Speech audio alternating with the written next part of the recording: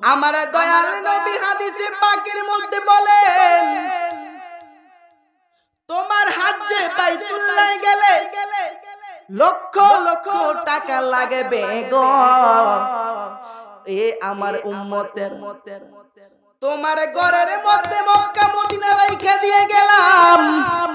যে ব্যক্তি রহমতের নজরে নেক নজরে মায়ের দিকে একটা নজর তাকাইব গো, আমার আল্লাহ তোমার আমল নামার মধ্যে কবুল হজের সওয়াব দিয়া দিব।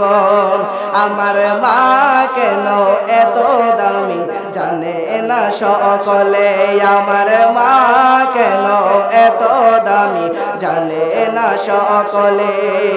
একটি হজের সওয়াব মিলে, একটি হজের লে মাকে একবারে দেখিলে, দেখিলে মা কেন এত দামি জানে না সকলে, আমার মা কেন এত দামি। 10 মাস 10 দিন মায়ের গর্ভে দিল ঠাই, রক্ত মাংস খায়া মায়ের ববে আইলাম ভাই, ঠিক না বেটি? আরে 10 মাস 10 দিন মায়ের গর্ভে দিল ঠাই, রক্ত মাংস খায়া মায়ের ববে আইলাম ভাই। সেই মায়ের কষ্ট দিল, সেই মায়ের কষ্ট দিলে খোদায়ার সঠলে, সঠলে মা কেন এত দামি জানে না সকলে, আমার মা কেন এত দামি জানে না সকলে।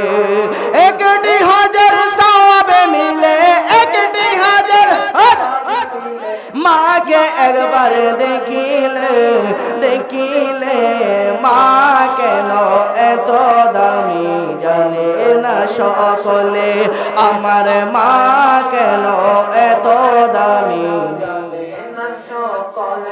ওই মায়ের খেদমতের দরকার আছে না নাই রে বাবা? বাবাজিরা রে আমার, দুনিয়ায় মা থাকতে সন্তান বুঝে না মায়ের কত মূল্য, ঠিক না বেটি?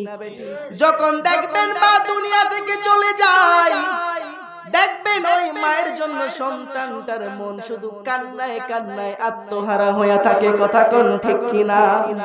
গাছ থাকতে গাছের মর্ম বুঝরে, দাঁত থাকতে দাঁতের মর্ম বুঝো, চোখ থাকতে চোখের মর্ম বুঝো। যখন এই চোখটা চলে যাবে তখন বুঝবা